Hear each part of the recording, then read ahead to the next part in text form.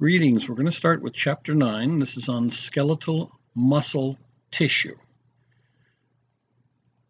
Now, skeletal muscle organs are organs. Sounds kind of silly, but really, when you look at skeletal muscles, the large structures are really organs because they're composed of skeletal muscle tissue, they have connective tissue, they have blood vessels, they have nerves.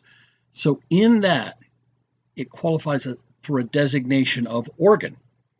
Now, skeletal muscles are directly or indirectly attached to bones. Skeletal muscles differ from other muscle types. If you take a look, and if you remember, we had that concept map that differentiated skeletal muscle tissue from cardiac muscle tissue from smooth muscle tissue. The key points: the nucleus, this may be this type of a cell, may have multiple nuclei. It will have striations. The nuclei will be pushed to the far edge of where the sarcoplasm is, but it's under voluntary control. Cardiac muscle, striations, one, maybe two nuclei, held together, connected together by intercalated discs to allow synchrony of muscle contractions all the way from cells to cells to cells. Smooth muscle is similar to cardiac muscle, and both are involuntary. Smooth muscle, no striations. Centralized nucleus, tapered at the ends, wide in the middle. As you can see with this particular structure, we're going to focus mostly on skeletal right now, touch a little bit on smooth.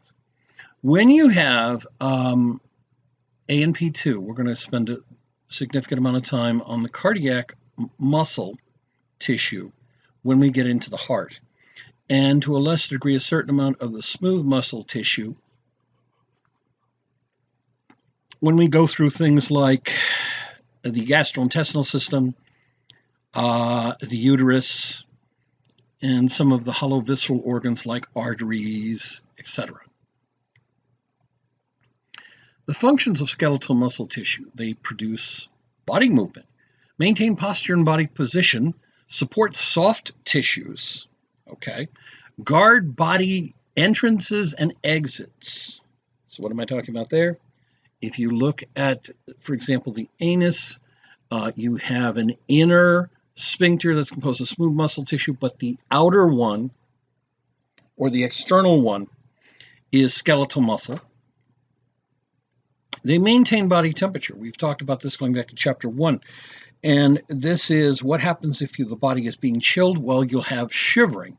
Shivering is uncontrollable, rapid muscle contractions for the purpose of generating heat, but you're not doing any work with it.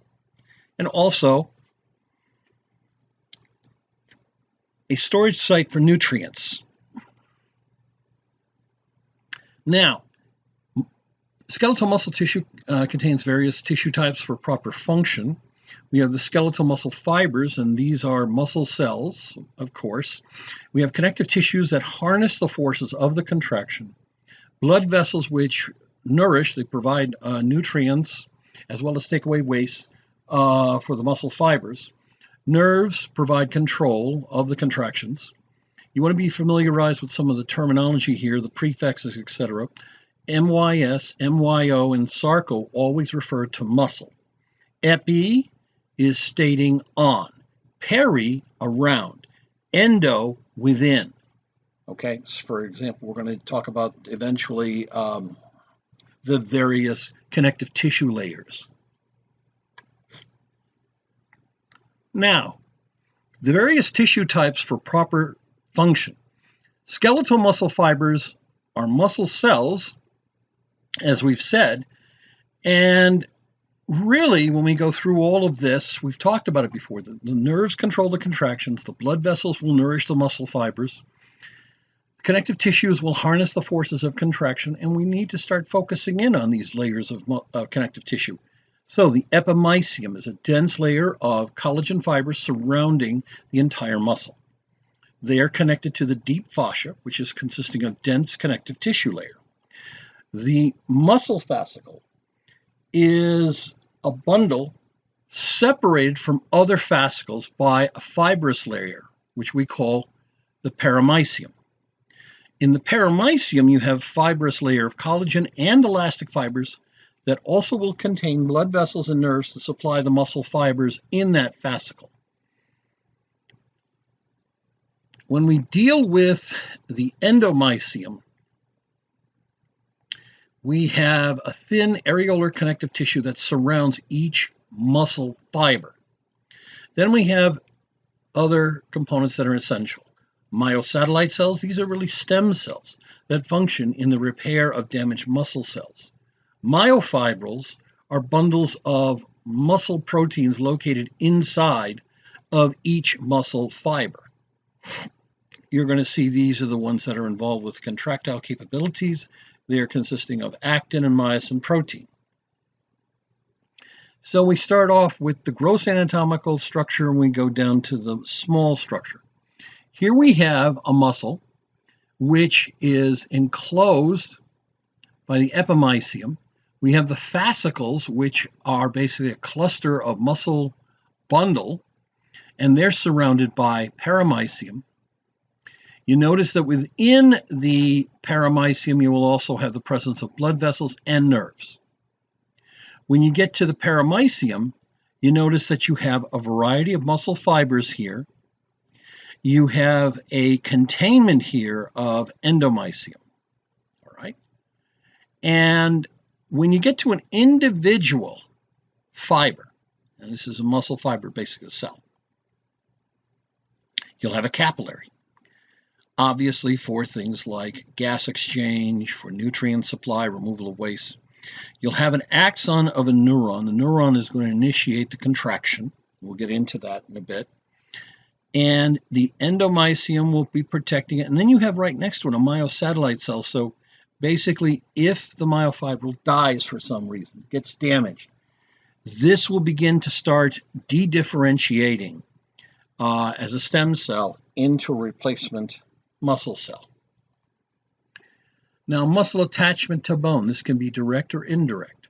The indirect, you usually have one of two particular structures. The tendon, which is a collection of collagen fibers of the muscle connective tissue that merge into sort of this bundle or cord attached to a specific point on a bone. The aponeurosis, this is where you have the collagen fibers, not the college fibers. Spell checker is running wild today. Collagen fibers of the muscle connective tissue that merge into this wide or broad sheet that provides attachment to a broad area involving more than one bone. So let's take a look at this for a second, okay? Here we see the temporalis muscle. Now in this case, up here, this part of the muscle, of the temporalis muscle, is directly attached to the bone. Down here, we have a widened kind of sheet. This would be an aponeurosis. If you look over here, you have somewhat similar aponeurosis. Notice we have the platysma down here. That's the surfacey muscle that really is covering up the other ones that are very important, such as the sternocleidomastoid. All right? And you're going to see this from situation to situation. You can get an arm, or etc. The biceps brachii have these tendon structures. The gastrocnemius is another. Let me first talk to you about skeletal muscle development. Now we have myoblasts. These are embryonic cells. They fuse and form a multinucleate cells. Some don't, though, and remain myosatellite cells in adult skeletal muscle tissue. So it's sort of having some of these cells on reserve in case subsequently later on in life you have to replace that particular muscle tissue, may have been damaged or something, and so then the myosatellite cells get activated. Keep in mind that skeletal muscle cells will be multinucleated. These will develop into large muscle fiber cells with high protein production for muscle contractile proteins. And when I talk about that, the contractile proteins, again, actin, myosin. The skeletal muscle organelles and the cell structure develop into specialized structures. Sarcolemma is the name for the plasma membrane of the muscle. The sarcoplasm is the muscle cytoplasm. Most of the cell volume, when you talk about a skeletal muscle cell, is taken up by myofibrils. These are the contractile elements that we're going to be talking about in a bit. The muscle nuclei are ending up being pushed up against the sarcolemma. And you can see how this works from myoblasts. Some of them will remain myoblasts. Others will fuse together to form this developing muscle fiber that will go from an immature state. It will differentiate and expand, and it can expand up to 30 centimeters in length. Notice that you still have some on standby myosatellite cells for replacement in case of the loss of this particular mature skeletal muscle fiber. Muscle fiber structures. You have the myofibro, which is a long cylindrical structure. It may be as long as the entire muscle fiber itself. Myofibrils are surrounded by T-tubules and the sarcoplasmic reticulum. The striations are patterns of light and dark bands created by the arrangements of the contractile proteins within the myofibril. Myofilaments, these are the bundles of contractile proteins. They consist of thin filaments and thick filaments. The thin filaments consist of the actin protein. The thick filaments consist of a collection of myosin proteins. You'll note also that there are numerous mitochondria scattered among the myofibrils. Why? Because you have an incredible amount of ATP that's being required to cause the contractions, etc. And so that's why ATP is absolutely essential, and it's the go-to or standby energy source to do all the various things to have the proper function of the muscle fibril. Now, sarcomeres, these are repeating contractile units. They're made of myofilaments. They're arranged along the entire length of the myofibril. Each myofibril may have up to 10,000 sarcomeres arranged end to end. Now, there are bands within the sarcomere. The differing bands refer to different contractile proteins present in the striations. The H band contains thick filaments. There are no thin filaments. The M line connects the central portion of each of the thick filaments. The A band is a dark, dense band consisting of thick and thin filaments. So this overlap kind of creates more of a denser, darker band there. You have the zone of overlap, and this is within a band. This is where thin filaments surround thick filaments at roughly a 6-to-1 ratio. So if you can imagine a center piece, which would be your thick filament, and around it are about 6 other thin filaments, and the extensions off of the thick filaments will attach to any one of those. The I band contains thin filaments not overlapped by thick filaments. And then, of course, we have the Z line. That's the boundary of adjacent sarcomeres, and it consists of proteins called actinins, which interconnect the thin filaments of the adjacent sarcomeres. So let's start off from the larger skeletal muscle fiber side. You see here's the nuclei. You'll notice all these little ones, which will of course get bigger in a minute, but those are the mitochondria. You have the sarcolemma, and the fluid inside the cytoplasm is really the sarcoplasm. You can see here's a myofibril. The area where you have thin filament, thick filament overlap is going to be the darker band. You will have areas where they're just thick filaments. You will have areas that are just thin filaments. You will also have over each one of these a connecting network called the sarcoplasmic reticulum, and it has tubules that reach to the surface of the sarcolemma. These are called T-tubules, okay? And notice here, up close and personal, mitochondria here, here, here, here, here. That's because a lot of ATP is going to be needed to do the various parts of the contraction as well as ending the contraction and removing the calcium ion concentrations that exist. But we'll get more into that in a minute. You take a look here at your zone of overlap. You have a centralized thick filament and around it 1, 2, 3, 4, 5, 6 thin filaments, always available to have attachments to. Here's the length of our sarcomere. From Z line to Z line, here is our A band, here is our I band, here is the H band, there's only thick filaments here, and you have your M line here.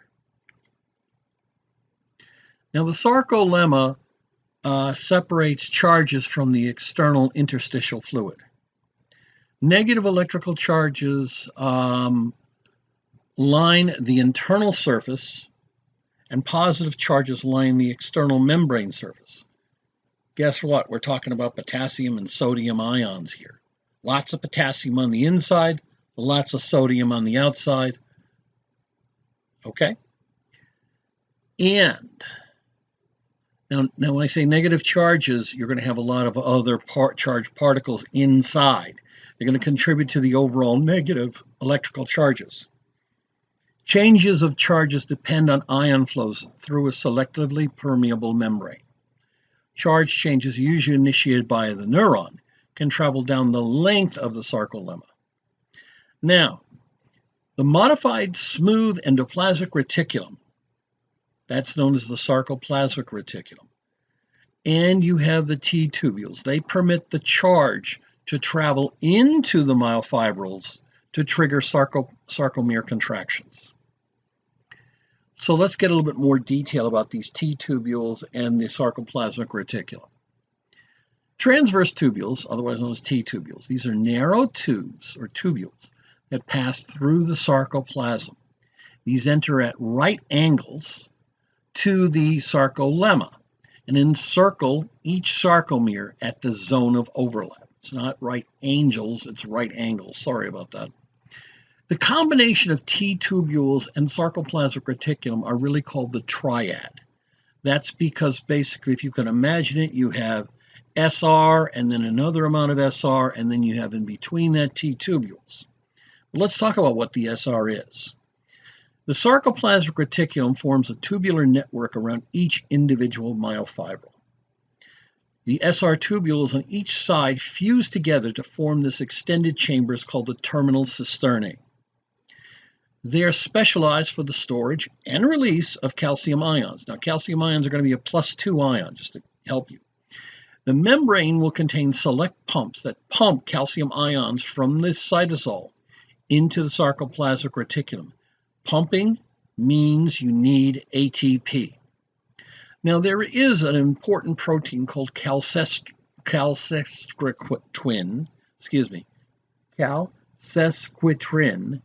which is a calcium-binding protein located in the sarcoplasmic reticulum. It is a reversible calcium-binding protein as well. It's got to be noted. Once the neuron sends down the depolarization signal from its action potential that was triggered and sent down the neuron, once the signal goes down and along the sarcolemma, the charge travels down the T tubules and induces calcium ion release from the sarcoplasmic reticulum calcium-gated channels. The release of the calcium ions is going to trigger the muscle contraction. Here we have our transverse tubules, T tubules. Notice they're at right angles because here's the cell surface, here's a right angle to that surface. The T tubules will travel along. And if an action potential travels along this membrane, it goes down into the membrane of these tubules. Here we have basically the continuation of the sarcoplasmic reticulum. We have the terminal cisternae here. And what you have are this vast complex right around the myofibril that stores calcium. When you get the depolarization, we'll call it the jolt quickly, and when it happens, you're going to have this being rained down upon with calcium ions. Now, how do you take and reverse this entire contraction? You get rid of the calcium ions. So the calcium ions get popped back up by gated calcium channels and calcium ion pumps. All right? You're going to have this being reversible. It stores it, the calcium ions, in the sarcoplasmic reticulum, and it comes out, goes down into here. But they eventually will be retaken up and stored in this SR. The structure of the thin filaments, this is very important. Actinin cross-links with actin. It's basically cross-linking with the actin thin filaments at the Z line. F-actin, which means filamentous actin, is composed of a twisted strand of 2 rows of 300 to 400 actin molecules. These are kind of the globular actin. So it's almost as if you're looking at a long string of pearls, except it's twisted. You have 2 rows of these, and they're kind of intertwined or twisted around each other. The G-actin is called globular actin and contains an active binding site for the myosin proteins. Now, there is another protein called nebulin that holds F-actin strands together. There is also a very important protein called tropomyosin, which is a long double-stranded protein strand that covers the actin binding sites. So it's the interference. And it has a troponin binding site in the middle of the molecule. What's troponin? Well, that's interesting. You see, troponin is really consisting of 3 subunits. Troponin T, or TNT, binds to tropomyosin. TNC binds to 2 calcium ions. TNI binds to 1 G-actin protein to hold tropomyosin complex in position. That seems to be a lot, but it's not. First, think about this. Thick filament, that's all myosin. We're going to talk about this in a minute, but there's lots of these myosin molecules here. They have a hinge, they have a free head, which includes a binding site to the actin, and then they have these long tails. So they're all fused together, particularly at the long tails. Okay, but let's talk about actin, the thin filaments. You start off with actinin right here. And then from that, you have the attachment of these F-actins, in other words, the fibrous strands. Each fibrous strand is made up of long chains of G-actin, the globular part. On the globular part, it has a site that binds to the myosin. But that site's blocked by this long double-stranded piece of protein that we call tropomyosin. But on top of tropomyosin, there's a 3-subunit protein called troponin. 1 unit basically binds to the tropomyosin. 1 unit binds to calcium ions. 1 unit kind of holds everything together to associate with the actin. Nebulin kind of holds these 2 long filamentous fibers together. The structure of thick filaments. Myosin consists of 2 binding heads, globular, and 1 long tail with a hinge near the head to allow for the head to pivot at the base. And this consists of about 300 myosin molecules with basically each subunit twisted around one another, and the tails all point to the M line.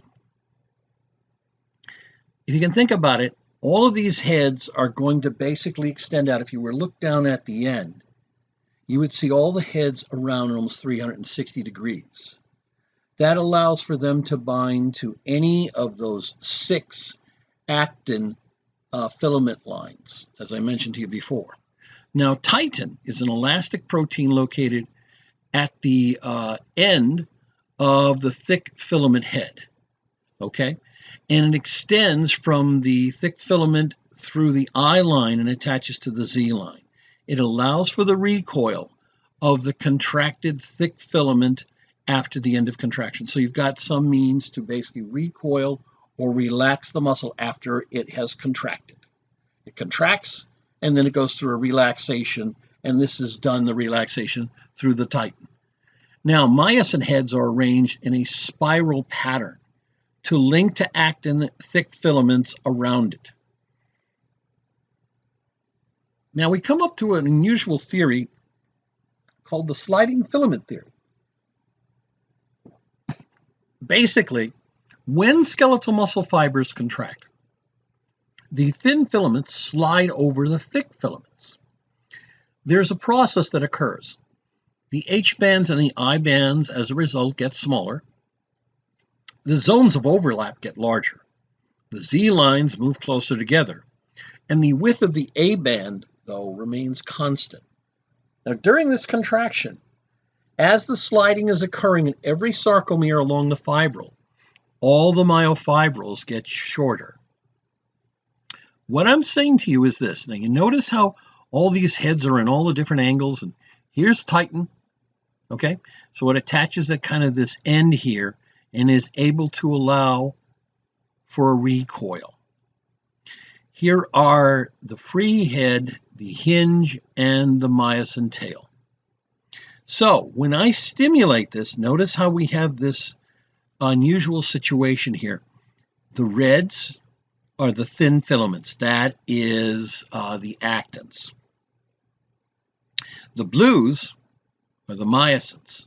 They're going to start attaching, and what they do is they attach, ratchet forward, detach, relax, attach again to the next actin, ratchet forward, detach, relax, and do this again and again and again. So what do you see? You see a shortening of the overall myofibril. You see the overall sarcomeres kind of shortening somewhat, but what happens is you get more of an overlap vein, okay? And if you look at this and go down, you notice that, for example, the area that is unbound, the H-band is reduced. Okay, H-band over here, H-band over here. Zone of overlap increases. The Z line, which really associates with the I band here, that reduces. And that only makes sense. Now, muscle fibers and neurons have excitable membranes that produce and carry electrical impulses, and these are called action potentials. Due to different distribution of charged ions and proteins, a plasma membrane of a cell has a difference in charge between inside and outside the membrane. We've mentioned that before. The cell membrane keeps the charges apart. Hence, the cell is said to be polarized. There's more positive on the outside, there's more negative on the inside. The potential difference in charges across the cell membrane is referred to as the membrane potential. The cell membrane potential is measured in millivolts. Now remember, milli is the prefix for 1,000ths. So we're talking not in volts of like 9 volts or a volt and a half. We're talking thousandths of a volt. Okay. So here they have the resting membrane potential, and here you have some charged proteins in here. You have some other ions, and what happens is you have a large number of negatively charged particles here on the inside of the plasma membrane, whereas the outside of the fluid has much more positively charged. What about those potassium ions that you said were positive? Well, here they are. But there's other components here, chloride ions, proteins that have negative charges, etc., that make the charges overwhelmingly on the inside, on the intracellular fluid, negative, okay? And that's how they do what's called the resting membrane potential, about minus 70 millivolts. Now, the resting membrane potential is the membrane potential for a cell that is undisturbed. The resting membrane potential for neurons is about minus 70 millivolts. The resting membrane potential for skeletal muscle fibers is about negative 85 millivolts. The main ions that cause changes in membrane potentials are sodium, which has a +1 charge, and potassium, which has a +1 charge.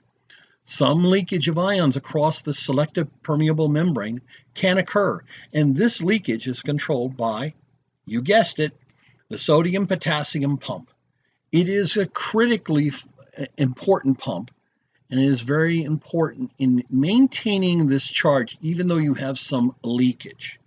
Keep in mind that the sodium-potassium pump will pump sodium from the inside out and potassium from the outside in at a 3-ion sodium to 2-ion potassium ratio.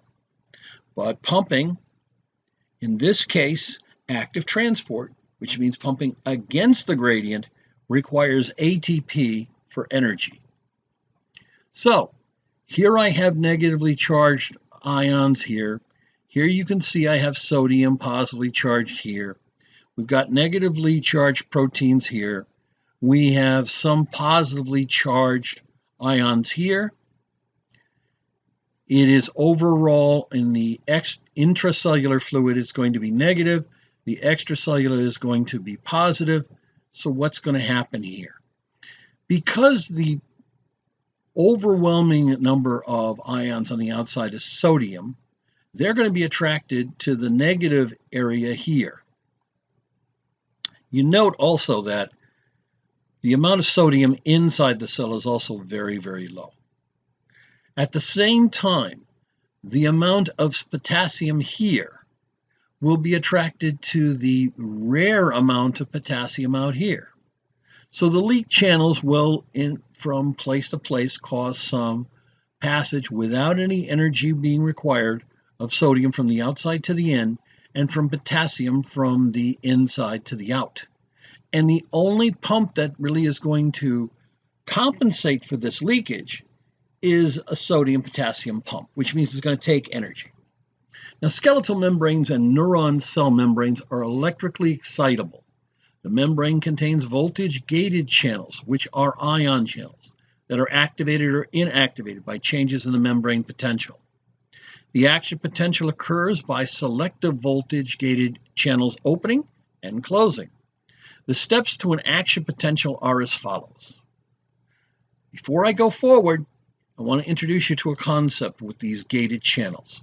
When I say voltage-gated channels, if there is a change in the voltage across a membrane, and that membrane has one of these voltage-gated channels right there, that is what is going to initiate the gated channel to pop open and allow the flow of ions. Okay, so it's different from a ligand-gated channel. Ligand-gated channel, you have to have something attached to it, for example, a neurotransmitter, for the gate to open up. So let's go through this, the steps to an action potential. And this is where we get into sort of the excitation-contraction coupling. A charge reversal starts with an increase in the sodium permeability, which causes the membrane to change from resting membrane potential to a threshold potential. Once the threshold is achieved, the sodium voltage-gated channels pop open. Sodium ions rush into the cell. Now, as a result, the cell membrane potential rises to a positive potential change, and the cell becomes depolarized. Roughly, this occurs at about a plus 30 millivoltage. So you've gone from minus 70 if it's a neuron, or minus 85 millivolts if it's a muscle cell. And you have this inrushing of sodium charges, so what happens is that you get up to about plus 30. The voltage-gated channels close, bang. But the potassium voltage-gated channels pop open at this particular depolarized state. Therefore, potassium flows out of the cell, reversing the membrane potential. This is referred to as the repolarization process. The process of repolarization is rapid. What we're all talking about, by the way, is in the time course of about 1 millisecond. You mean 1,000th of a second? Yep. The process of repolarization is rapid. Potassium voltage-gated channels will close at the resting potential. The resting potential, remember, was about minus 70 if we're talking about neurons, but also if we're talking about muscle cells, minus 85. But usually what happens is by the time this does a quick close, there's going to be some overshoot that occurs, and this is corrected by the sodium-potassium pump.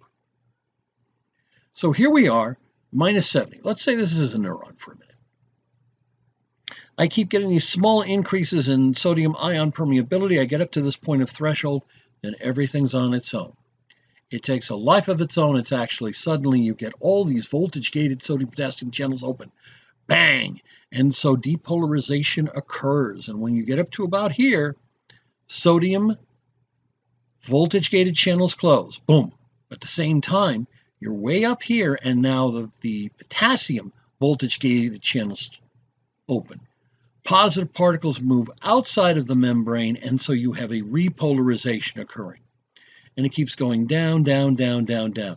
Once you hit about minus 70, the potassium shut down, but by that time, you've probably done a little bit also of an undershoot, and this will get reestablished between here and here is roughly about 5 millivolts, and the sodium-potassium pump will reestablish the ions in the proper order, etc., and return the cell to resting potential.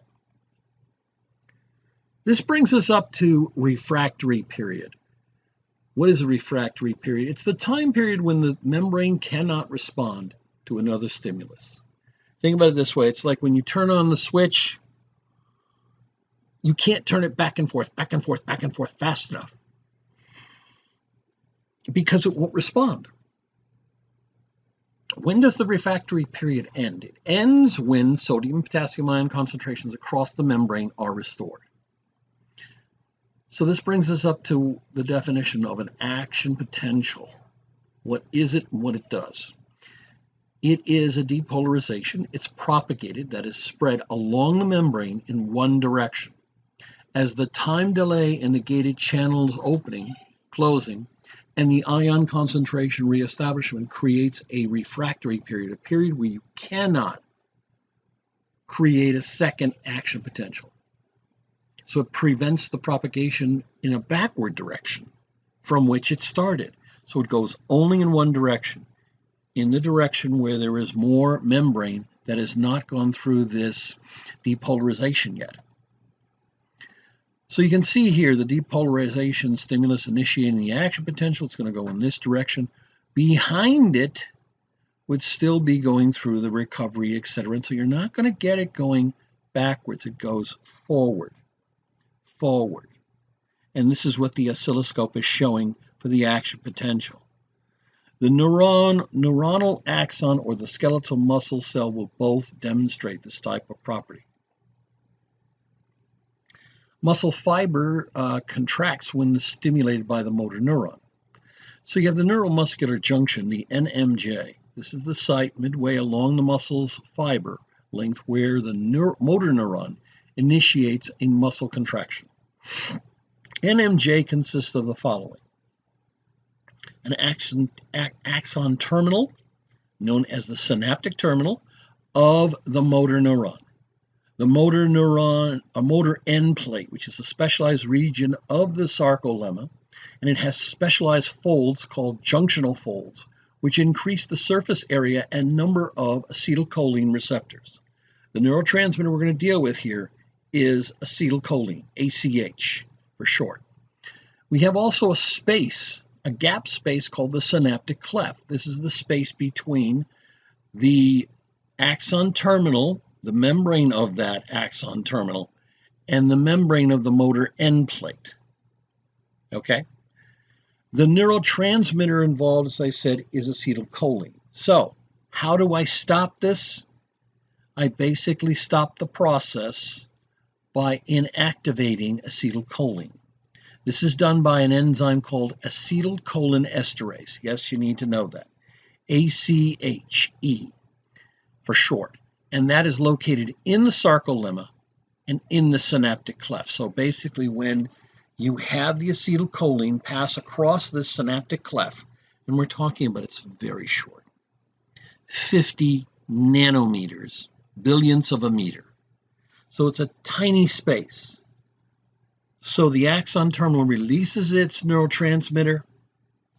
It passes across the space and then it comes in contact with the receptors on the membrane that you want to basically activate.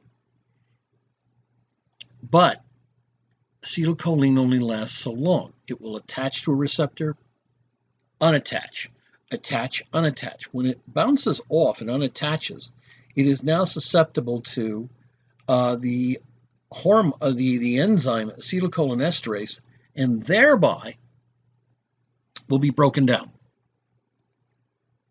Here we have this, as you can see. This is the basic axon terminal, okay? You have the synaptic cleft here, and you have basically this motor end plate, okay?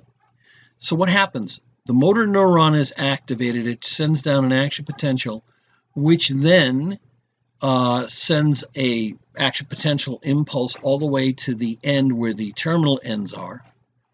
The terminal ends, what happens here is there are these lipid membrane vesicles containing the neurotransmitter acetylcholine. They will fuse and dump exocytotically their contents into the synapse, which will then attach here to the receptors and cause changes in ions that are present. The ions may eventually go in, cause a depolarization of this membrane, which will spread out to other places, to the rest of the membrane that is part of this this muscle cell. Now, you see these half moon characters here? These are the ones that break down the neurotransmitter. Those half moon characters are the enzyme acetylcholinesterase. All right? Now, we'll just go over this. And this is kind of the excitation, contraction process. 1. Axon terminal filled with vesicles of ACH. 2. Action potential in the axon triggers ACH vesicles to release ACH into the synaptic cleft. This is a process of exocytosis.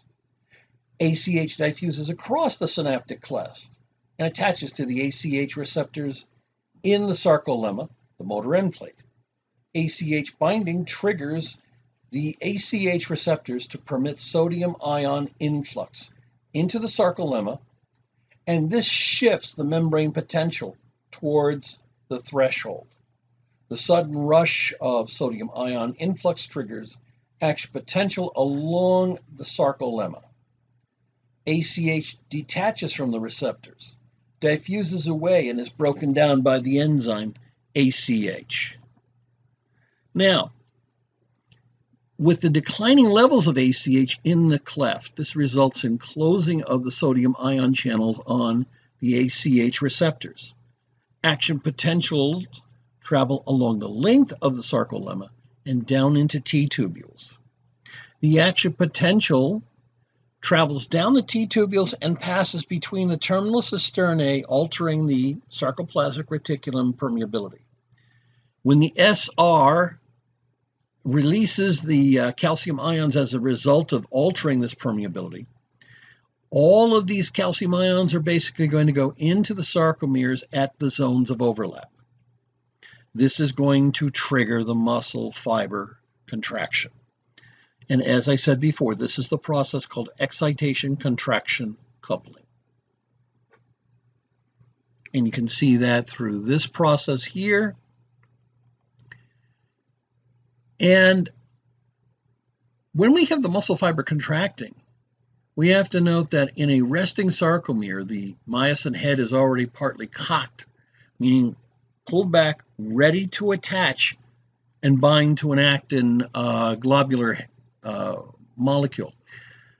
The myosin head acts like an ATPase and will obtain energy for cocking and for the contraction via ATP breakdown. So you'll get ATP breaking down to ADP and PI. Now PI is considered, it's called phosphate inorganic, meaning it's not attached to any carbon-based molecule.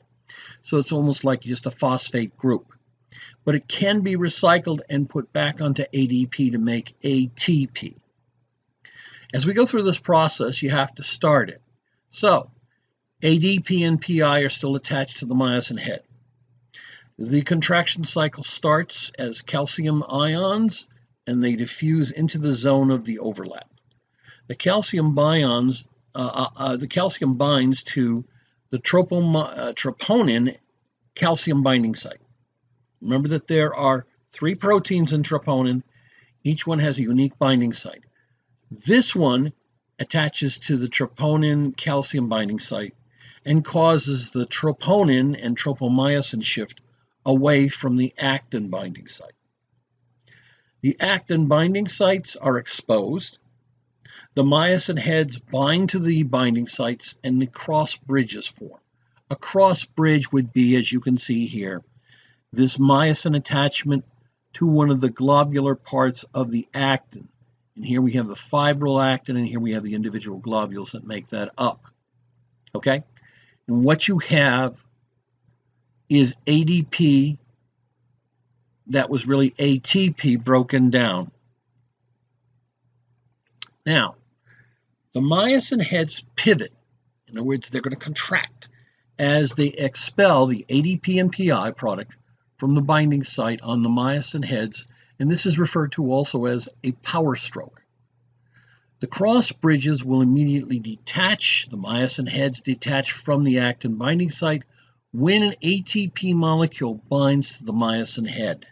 Keep this in mind, and we'll come back to it when we talk about rigor mortis. The actin binding site is exposed and available for another myosin head to bind to it. The myosin reactivates as myosin head is recocked, it's reoriented to attach to the actin binding site. Okay? When the ATP is broken down to ADP and PI, the energy released by the ATP breakdown is used to recock the head. The contracted sarcomere contractile cycles continue as long as there is calcium ion elevations and the concentration is relatively present, because it's the calcium that really provides to keep the tropomyosin from blocking the actin binding sites that would bind the myosin. Okay? So the calcium ions remain elevated as long as action potentials are continuing. So you can see here, I've had the head now cocked to the proper position by the hydrolysis of ATP to ADP and PI. Here, we're going to form the cross bridges. Here, we're going to have myosin reactivate. How do we reverse all this? Once the stimulus is removed, that is the action potentials, the calcium ion levels will drop quickly because the sarcoplasmic reticulum has the calcium ion channels that are going to close. The calcium ion pumps are going to pull in calcium ions, and they're going to do this to pull it into the terminal cisternae. Second is that as the calcium levels drop, the troponin calcium binding site loses the calcium ion. As a result, the tropomyosin will slide back over the myosin binding sites on the actin proteins.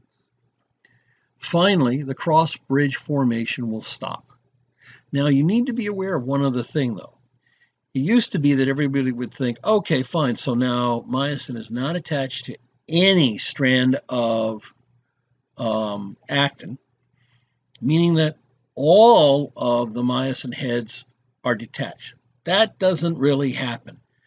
You have some of them that will be attached, but they can't detach and everything else because the ATP levels and the calcium levels have fallen off.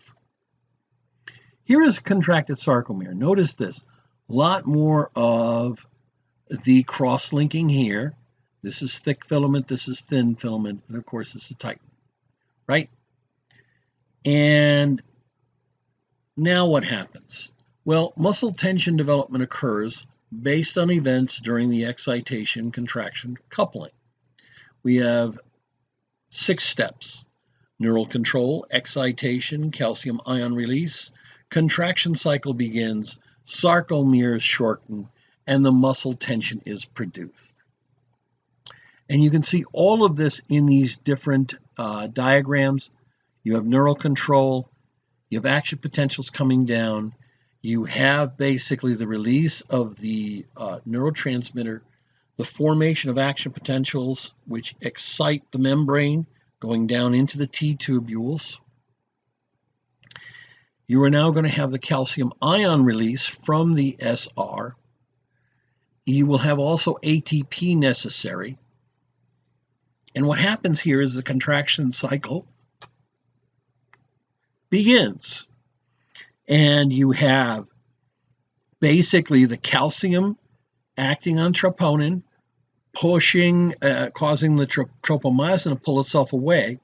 So now you have the free capability of actin heads to attach to the G-actin myosin binding sites. In other words, the binding sites for myosin on the actin molecules. Then we have the sarcomere shorten, and the muscle tension is produced. Let's talk about muscle tension for a few minutes.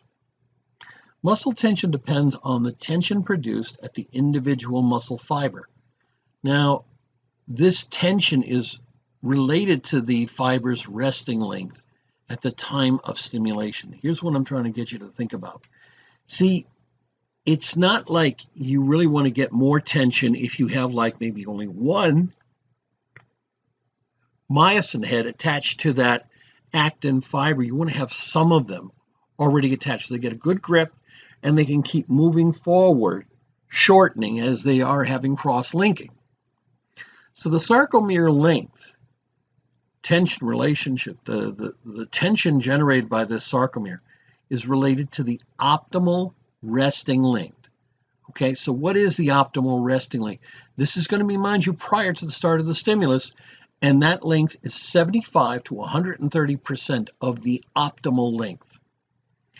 At this length, the maximum number of cross bridges can form, producing the greatest amount of tension generated. Here's where you have no tension can form because basically you've got everything shortened out, you've got everything in contact with everything. You have to go to where you have some cross-linking already ready, but still a lot more of the thin filament length that can be enhanced. That's right here. So you'd have normal length somewhere in this range, and what you end up with is to get the maximum amount of tension generated. If you have zero overlap, you're going to get very, very little tension created, because literally it's going to take you time just to have the first contact here of myosin to actin. Here you can't have any further generation because you've got all of the myosin crashed right into all of the actin site, and that's at there. It's at maximum overlap. This is at the best length. Now we're going to talk about how we measure skeletal muscle twitch or contraction. And first off, we have to get familiarized with some terms and technology. A myogram is a graphical representation of the tension development of muscle fibers. The electromyography, this is the recording of the electrical activity of the muscle tissue, or its representation as a visual display or audible signal. You are going to be using electrodes attached to the skin or inserted into the muscle. A twitch is a single stimulus contraction relaxation sequence in a muscle fiber. Twitches vary in duration, depending on muscle type and location, and internal and external environmental conditions. When I talk about fasciculation, this is a small local involuntary muscle contraction and relaxation which may be visible under the skin. It may involve more than one muscle fiber. Usually it is the synchronous contraction of a motor unit. What's a motor unit? That's a group of skeletal muscles controlled by a single motor neuron.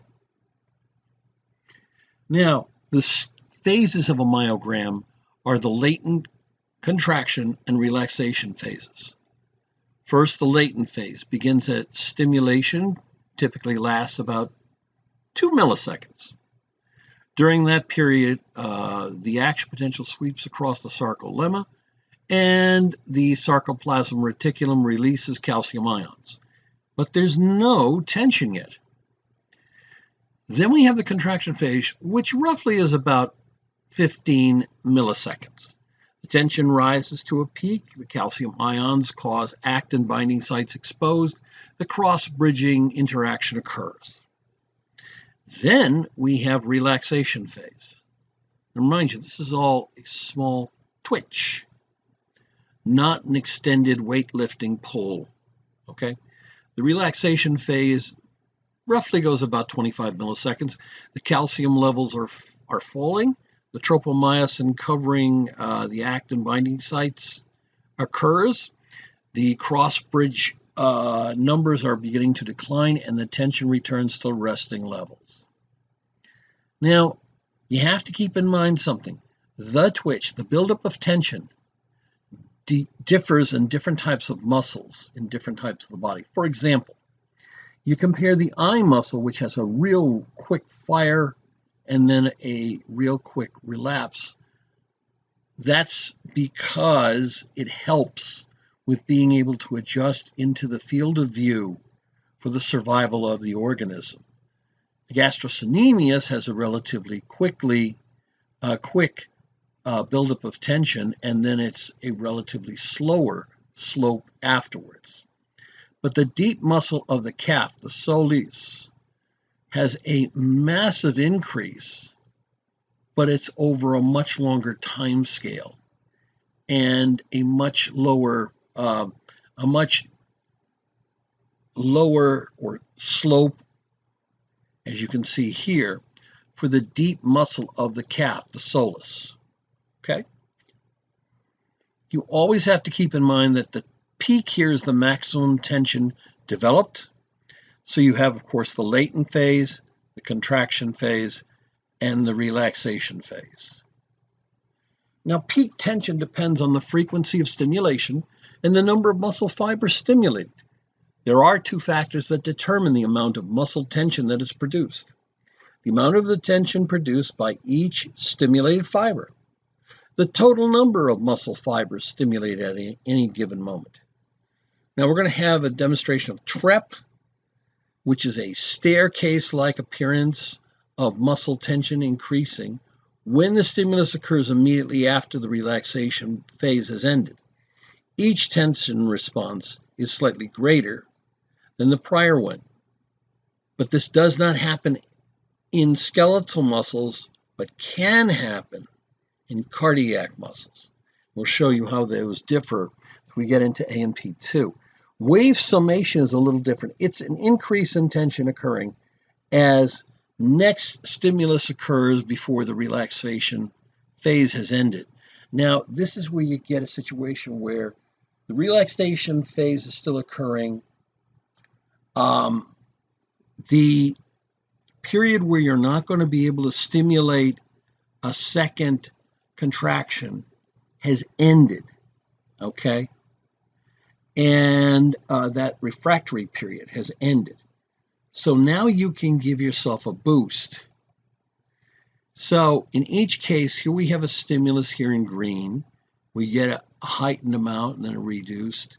We get another one before we have complete collapse here.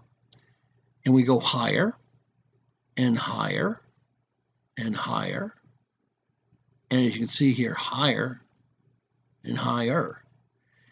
In between each one of these decreases in the tension, this is what we call in the trap. So the stimulus occurs, and then you have this response.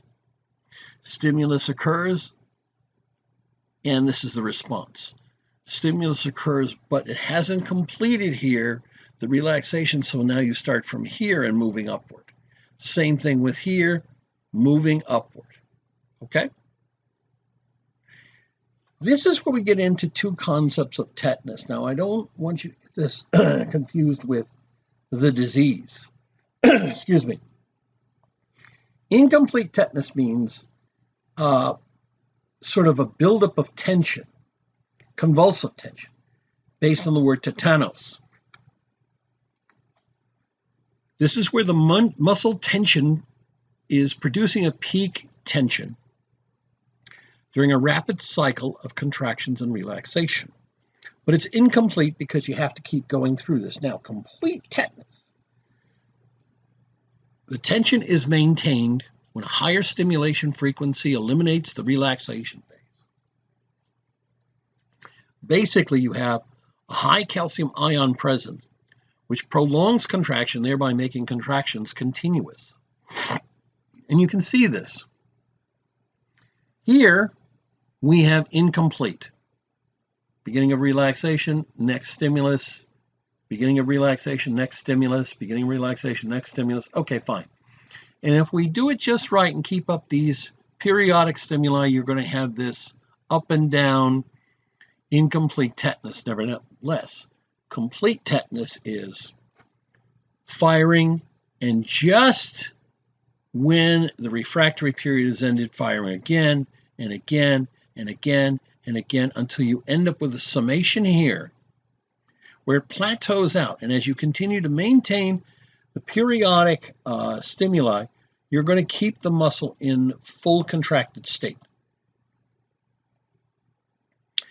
Now, this is where we get into another area. Before I leave you with tetanus, I want you to understand something. You've heard of tetanus as a disease. This is caused by Clostridium tetani, which is a bacteria commonly found in soils. We make people get vaccinated. Usually it's best within the 7 to 10 years, every 7 to 10 years, because the soil-borne bacteria, which if you get from piercing your skin, rusty nail, working with dirt, etc., what happens is that if this anaerobic organism gets into you, it releases a particular protein called tetanospasm, which will cause the basically constant tetany, and your muscles will be frozen in sort of a permanently contracted state. Usually what happens is that individuals die because their diaphragms become completely fixed into a contracted state and you can't breathe, okay? So this is and why we still give vaccinations for that. It is very common to have the incidence of tetanus start showing up more in 30s and 40s, 50s and 60s than in younger ages, because usually now we take care of the younger kids, but after 18, 20, 22, kids don't get the booster shots they need to continue their immune protection, and therefore they might be out on a construction site or might be out just doing something, and they get the infection, and if it's not treated, they will get the tetanus. Let me move on to motor units and recruitment. A typical muscle will contain thousands of muscle fibers, yet the tension produced is dependent on, at the subconscious level, the muscle fiber stimulations for that muscle. So when we talk about a motor unit, this is all the muscle fibers as well as the motor unit that it controls. A motor unit defines fine, that is precise movement, or less precise, large-scale movements. Think about it this way. If a neuron comes down and attaches through the muscle, and you want fine detail of muscle stimulation, you're probably going to have a variety of attachments of synaptic connections, etc. If you want just more gross muscle control, so stimulate the large muscle as a whole without a lot of fine detail. Like a thigh muscle, you would have a lot less motor units present. With an eye muscle, you'll have a great deal of motor units present, and each one will only cover a few muscles, etc. A thigh muscle is much larger and doesn't need as much fine detail and control, and so you might have a few muscle motor units to cover that whole thigh muscle. This is where we move also into recruitment. Now, recruitment is the smooth and steady increase in muscular tension produced by increasing the number of active motor units.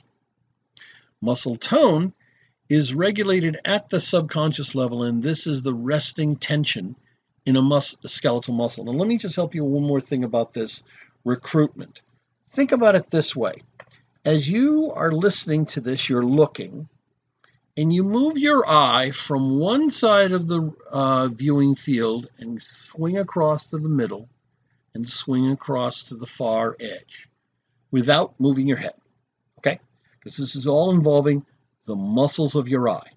As you do this, you have variations in the amount of motor units that are getting activated to create a smooth movement from the viewing field of one side of the room to the other. You can't do that with such absolute precision with larger muscles that have much lower numbers of motor units to control their contraction. Some of them are very basic. Control, contract, or don't contract. That's it. No in between and no graded response. Here is an example of motor fibers that are under an influence of various motor units. So you have, as you can see here, the cell bodies of the motor neurons. And if you look at the gray, it has, or purplish, it has control of 1, 2, 3, 4, 5, 6, 7. Okay? Whereas you look at the blue, and it has influence on 1, 2, 3, 4, 5, 6, 7. But then look at the red, 1, 2, 3, 4, 5, 6. So basically in the motor units, you have variations to cause some of the muscles to contract, the muscle fibers, others to not contract.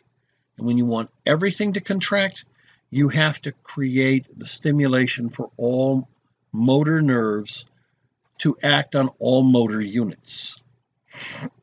Now, asynchronous motor unit summation. This occurs during sustained contraction. Motor units are activated on a rotating basis. Some rest and recover, others take over. This is to maintain sustained level of muscle tension. Think about it. You've probably seen those weightlifters and they hold up that huge barbell for a period of time. They have to, and then they'll let it go and they'll drop it to the floor. So what they have to do in some cases is, and it may not be always conscious, is flipping from one set of motor units to the other. When the first set get fatigued, you still maintain the amount of tension that's necessary to keep the barbell suspended above you by switching over to other motor units. Okay? This happens. Sometimes it works well, especially with training. Other times it may not, because you're just overloading the system. One way to think about it is, as you can see this tension, which will vary here. This is where I was talking about switching from one motor unit to another motor unit. And so what happens is, as you start declining in the tension, you flip on and go over to the next motor unit. A decrease in tension, you flip on and go to the third motor unit, and so forth, and so forth, and so on, over time. Now we're going to talk about the different types of muscle contraction. You need to be aware of these because they work out very well to help us understand how you can have muscle contraction and what types of muscle contraction. We've all heard of the amazing stories of a mother who suddenly picks up the rear end of the car because the car has her child underneath it. and that blast of epinephrine or adrenaline, as people would call it, and having that super strength. But where do you get that? And it depends on how long you can sustain it. This is where we're going to get into several of these. Isotonic, iso means, of course, same. Muscle contraction, this is where the tension rises at a constant level and the skeletal muscle's length changes. So isotonic talks about sustainment of the tone, contraction, but the length does change. Now, in isotonic muscle contraction, there are two types. Concentric contraction, the muscle tension exceeds the load and the muscle shortens. The cross bridges must produce enough tension before the muscle will shorten. The speed, the rate of muscle contraction varies inversely with the load of the muscle. And you can see this somewhat here. To maintain the load or the contraction on this particular load, you basically have to have the length of the muscle shorten, okay? And you can see this contraction begins, you have an amount of load, maximum tension produced, and then you relax it. Here you're having the contraction, the resting length, and then you flip over to it. But that same tone, okay, but differing length.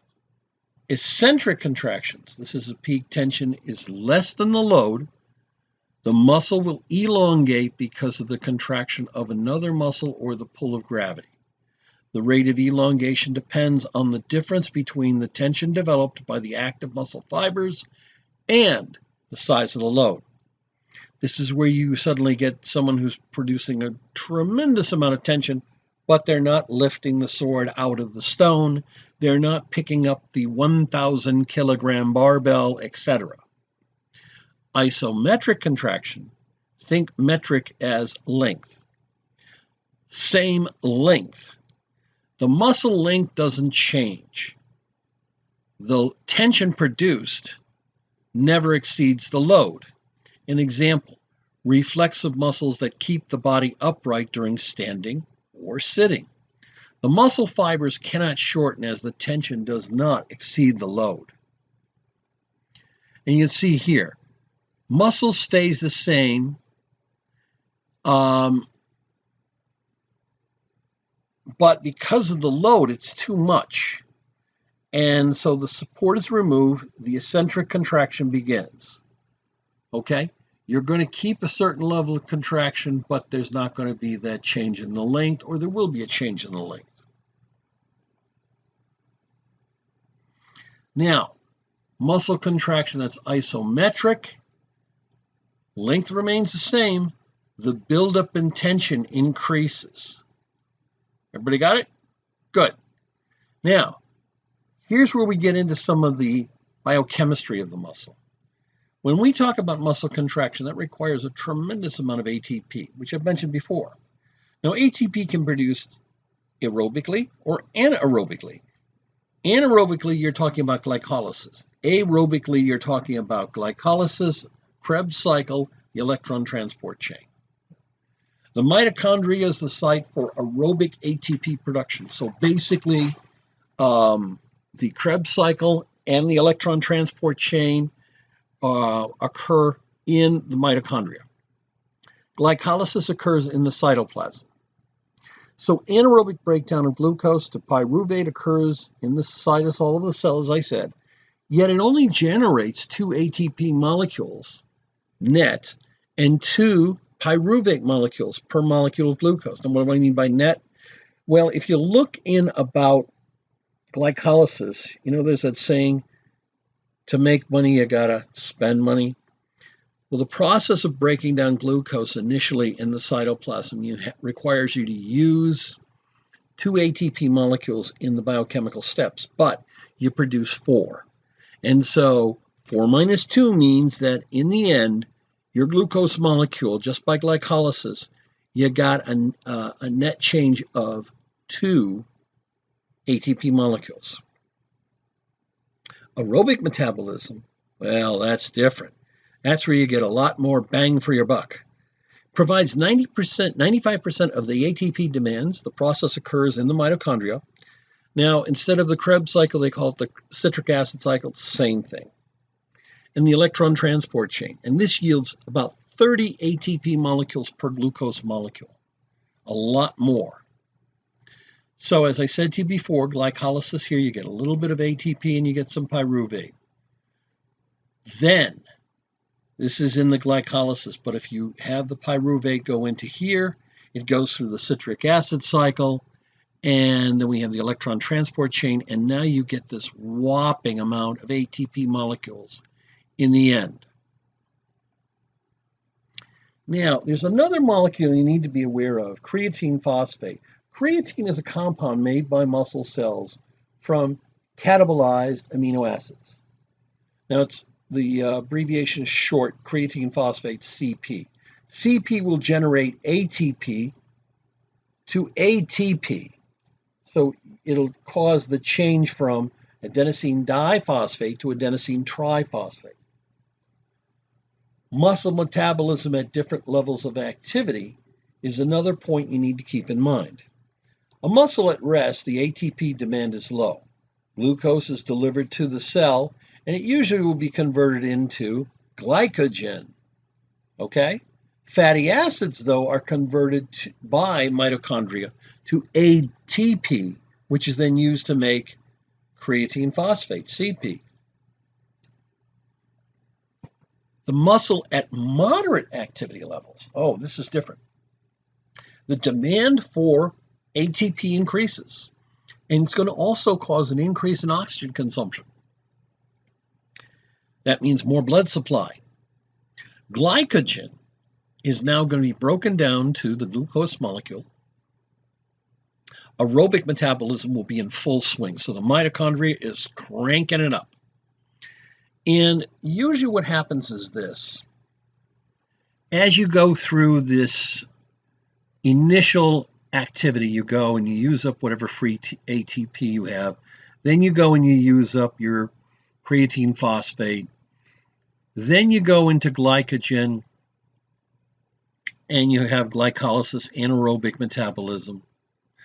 And then you have your glycogen and you have aerobic metabolism.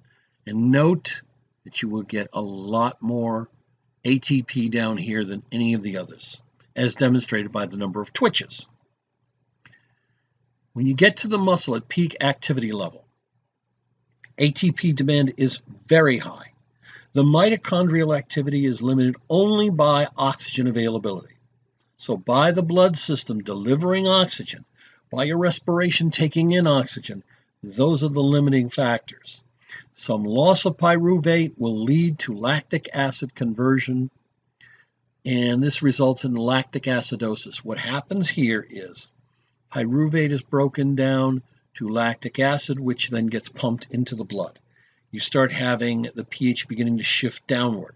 Lactic acidosis occurs. But don't worry about it, because usually a lot of the lactic acid gets sent over to the liver via the Cori cycle and gets converted back to, glucose. But there's a couple of other things. As the pH starts dropping, this can also have an adverse effect. So at peak activity, hydrogen ions and lactate buildup. Acidosis leads to the reduction of key muscle enzymes working, and therefore it's going to result in muscle fatigue.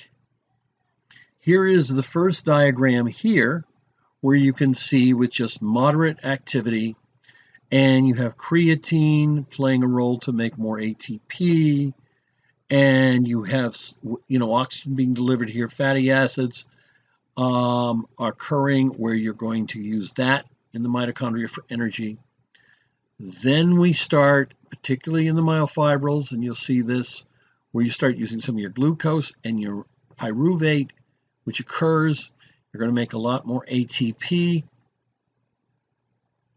Finally, in this anaerobic approach, you're getting glucose to pyruvate. You make some ATP, but it's not a lot.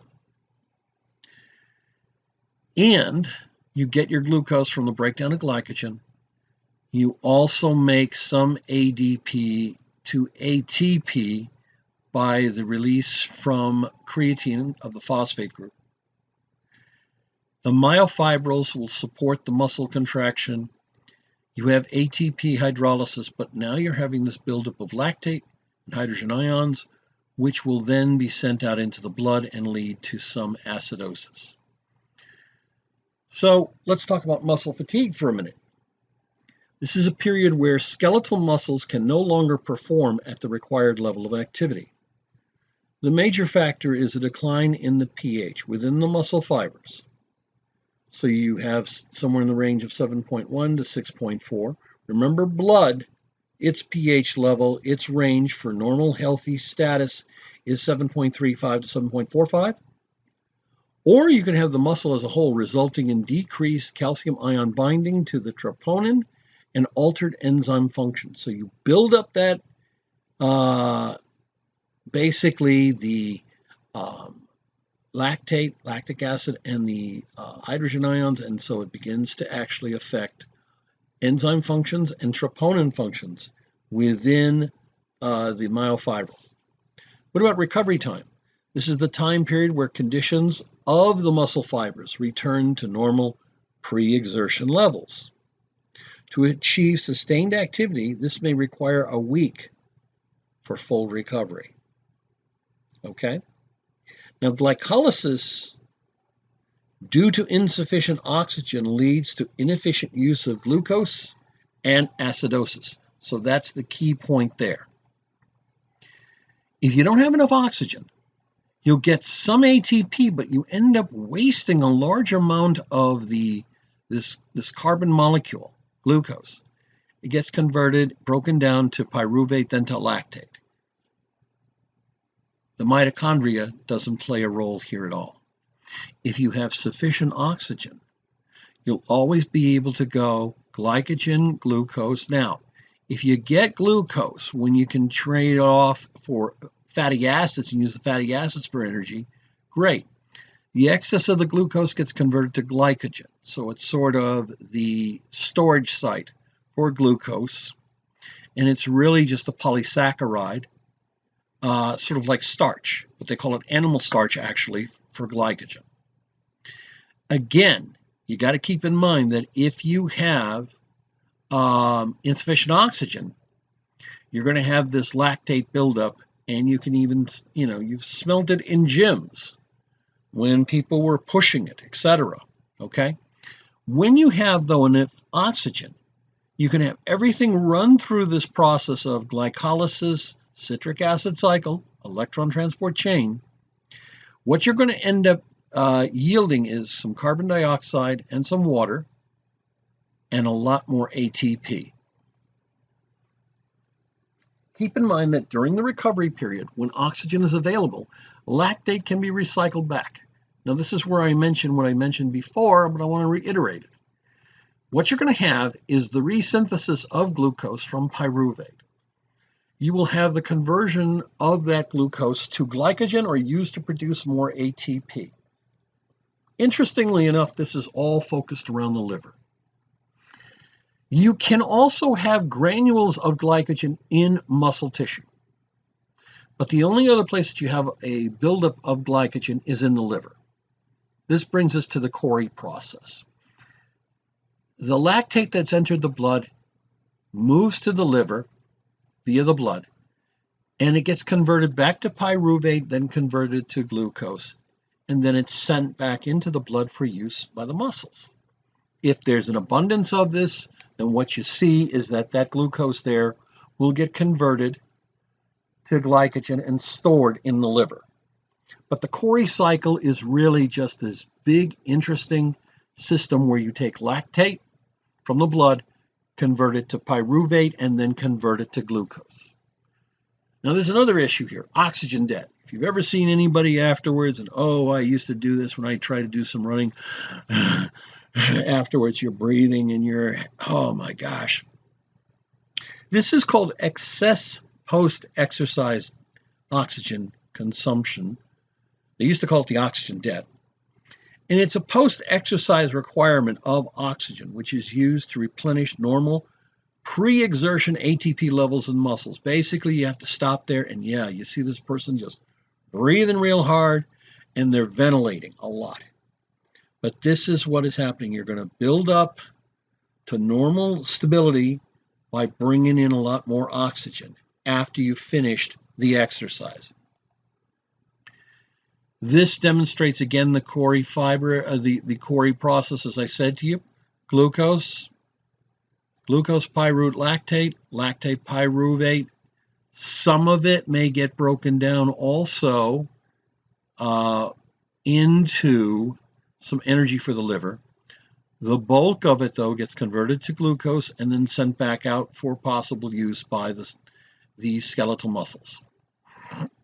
Now, it's interesting to note that the body has 3 different types of muscle fibers that differ in size, internal structure, metabolism, and resistance to fatigue. We have fast fibers, slow fibers. They used to call them intermediate fibers or 1A and 2A, etc. Follow through with me for a few minutes. Fast fibers. This is most of what you're going to find for skeletal fibers in the body. They have large diameters. They contain densely packed myofibrils. They fatigue rapidly, though. They have large glycogen reserves, but have, unfortunately, few mitochondria. So you're going to see this shift more to anaerobic activity. Because during prolonged activity, the ATP eventually are anaerobically produced. If you look at fast fibers, they appear pale in the muscles. So the fibers are pale. Now, compare that to slow fibers. They are smaller diameters, specialized to contract for extended periods of time, have an extensive capillary network. Okay? Therefore, obviously, extensive capillary network, you're going to see a lot more oxygenation. Okay. They also contain myoglobin, which is an oxygen-carrying protein. Hence, that helps them to appear red. They have a high fatigue resistance. They also have many mitochondria, and they usually are much more going to do aerobic production of ATP. So there's a big difference here. Okay? You can see the fast fibers in the cross sections. They will be the ones that will be lighter, etc. Now, this redness is not due to the myoglobin. It's due to the staining. You can see where the nuclei are here, but you can see the little stipplings of white. The slow fibers in this cross section, you can see again the nuclei, but what you'll see if you were able to look deeper is an abundance of mitochondria. Okay? And you would also see a lot of staining of myoglobin. Now, the third type, and as I said to you, they call it intermediate fiber. This one is kind of like, you almost want to say the best of both worlds, sort of. The intermediate fiber diameter, so it's not fast, it's not slow. They have a pink color, so they have some myoglobin present, but it's not enough, it's not as dark, so it's sort of a pinkish color as opposed to a deep red color. They have an intermediate capillary supply, so a modest amount of capillary supply, which means more oxygenation than fast, but not as much as what you would get with slow. Therefore, they have intermediate resistance to fatigue, but yet they have a primary anaerobic metabolism. Okay? You can see fast and slow. The fast are down here. Notice that they're pale. Now look, this is a transmission electron micrograph, so there's no staining here.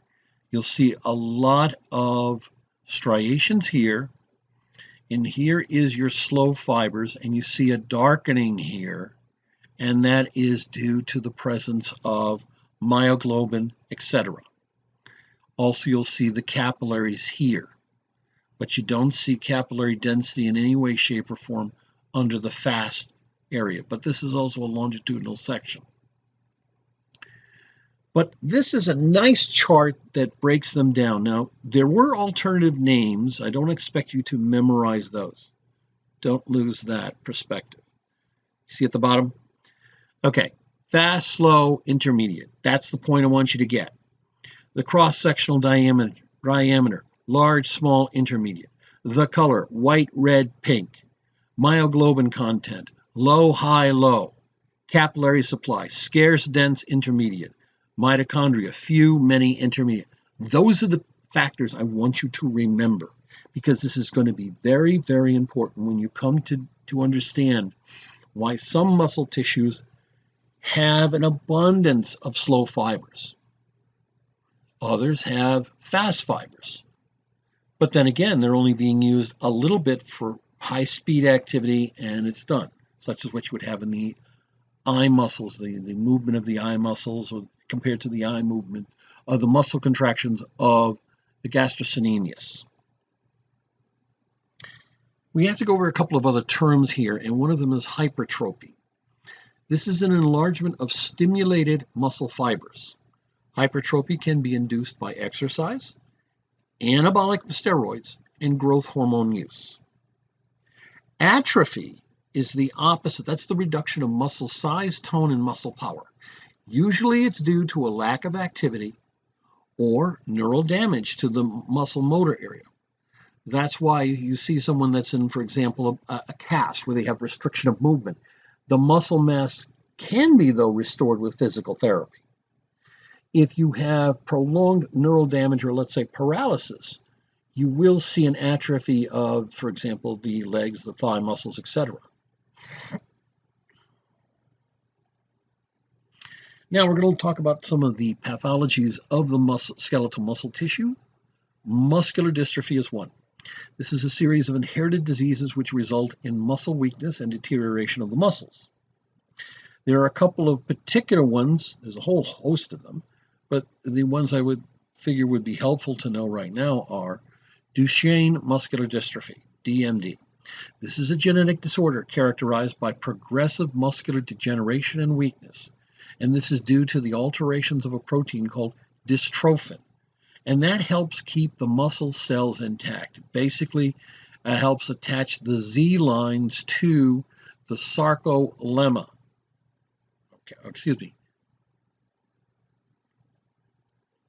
Yes, the sarcolemma. That's correct.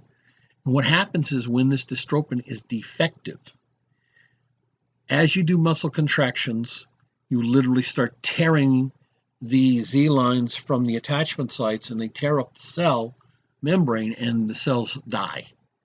Now Becker muscular dystrophy, BMD, is an X-linked, so this is sex-linked recessive inherited disorder. It's characterized by slowly progressing muscle weakness of the legs and pelvis. Now, a couple of pointers here. You'll deal with this a little bit with heredity in AP2, but to help you understand something, when it's X-linked and it's recessive, that means for it to be demonstrated, you have to have both the X's for a female to have that defect for them to demonstrate it. Otherwise, it will not be demonstrated by this female. She has one of the X chromosomes, but the other one is healthy. But she would be considered a carrier. Now, what about a boy? What about a male? Because they only have one X chromosome. If they have that inherited disorder, because it's recessive, because they only have one X chromosome, there is no argument they will get it. If it's on the X, because they only have one X, of course they've got an X and a Y, they will end up expressing this particular dystrophy. Here you see skeletal muscle tissue. You start seeing this atrophy between the first and second metacarpals. Here you see a young boy is having to use a motorized device to get moving around because of his muscular dystrophy. There are several other diseases I want to bring up. One of them is polio. This is a viral disease which attacks the motor neurons of the spinal cord and the brain, causing muscular atrophy. Paralysis is the loss of voluntary movement, Voluntary movement is what you normally see with a lot of skeletal muscle activity. Now, tetanus, as I mentioned to you before, is caused by a bacterium, Clostridium tetani. And once it enters the cut, the bacteria release a toxin that suppresses the mechanism that inhibits motor neuron activity in skeletal muscles. As they continue to release the toxin, the skeletal muscles continue to get paralyzed. And what I mean by paralyzed is they lock up. And you'd see this contraction, but no means to relax it. 40 to 60% have, basically, it's a mortality of 40 to 60%. 40 to 60% of the patients will die. Botulism, this is caused by consuming food contaminated with bacteria or toxins produced by another bacteria called Clostridium botulinum. This paralyzes skeletal muscles by preventing acetylcholine release at the neuromuscular junction. Botulism releases another toxin, botulinum, which does this. And it is very nasty because, remember, skeletal muscles include the respiratory muscles, etc. And by paralyzing them, you can actually have the person die, and relatively quickly. Myasthenia gravis. This is an autoimmune disease characterized by the loss of acetylcholine receptors at the neuromuscular junctions. This results in progressive muscle weakness. What happens is the immune system targets the ACH receptors. As the receptors get bound with antibodies, they eventually are destroyed. These cells will attempt to regenerate more ACH receptors, but eventually it's a lost cause. Now let's get into rigor mortis, which I mentioned to you earlier. This is Latin for rigor, which talks about stiffness, and mortis, the stiffness of death. What happens is that when you stop breathing, when you die, the skeletal muscles start to deteriorate. Now, the skeletal muscles are depleted of ATP relatively quickly. So the sarcoplasmic reticulum can't pump calcium ions out of the cytosol. So you have in that cytosol, it's flooded with calcium ions, and it causes the muscles to be triggered into a sustained contractions. Okay? And also, when you've depleted your ATP, the cross bridges can't detach from the active sites. So the afflicted muscles are locked up in contracted states. This typically begins about 2 to 7 hours after death and usually disappears within 1 to 6 days later. The onset of rigor mortis has been used as a means of estimating time of death. Oh, and by the way, this can happen. You will have people that are sitting in chairs. And if they've passed and they are in rigor mortis, you can literally pick them up and they're still in a sitting position. Their body is going to be very hard to move any of the limbs to get them out of that sitting position. Now, here is where we have the attack of the motor neurons by poliomyelitis virus. Tetanus suppresses the inhibition of the motor neuron activity.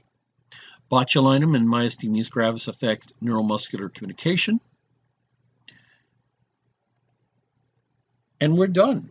Now, just as a reminder, you have to review. So I would encourage you to peruse chapter review outline on pages 345 to 347. Complete the review questions on 347 to 349. Complete the review sheets on 328 and 344. These are review sheets for your own review, comprehension, and preparation for various things like exams. Okay, you're not to send them to me at all. Now, in the next chapter, chapter 10, we're going to go through the muscular system. So you need to be ready because there's going to be a lot of muscles we're going to go over. Until then, I hope that you have a very nice day.